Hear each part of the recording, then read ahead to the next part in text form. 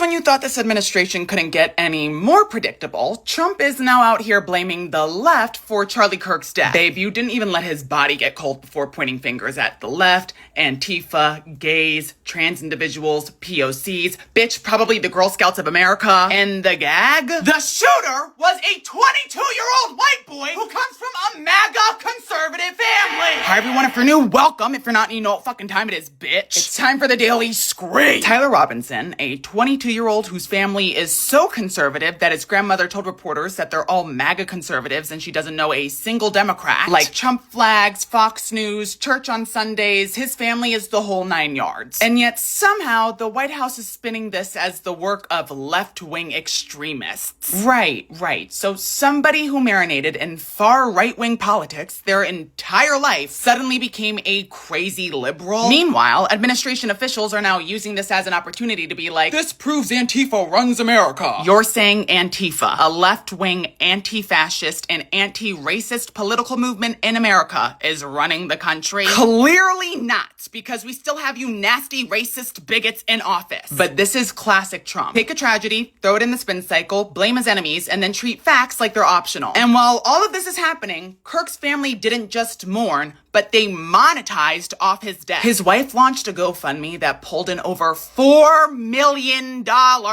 All for a man who was already filthy fucking rich. That's not grief. That's using your husband's death as a Shark Tank pitch. And the cherry on top, Kirk's wife also hopped on a microphone, used divisive language, and basically blamed the left for his death. Girl, it was proven that your husband died at the hands of a MAGA-raised conservative. And your first instinct is to be like, the liberals did this. Yeah, that tells me everything I need to know about you. Meanwhile, where's that money when it comes to parents whose children were murdered in school shootings? Where's the $4 million GoFundMe for parents who had to bury their 9-year-old child because this country cares more about AR-15s than a child's life? But no. When it's Charlie Kirk, these pro-lifers all come together and rally on Cash App like they're buying pre-sale Coachella tickets. But when it's dead children, it's thoughts and prayers. Mr. President, if you're gonna lie, at least make it entertaining. Tell us the shooter was Dora the fucking Explorer. I don't know. But don't insult us with this lazy leftist assassin bullshit. This isn't leadership. It's a fucking circus. A money laundering, grief exploiting, fact dodging, blackmailing circus.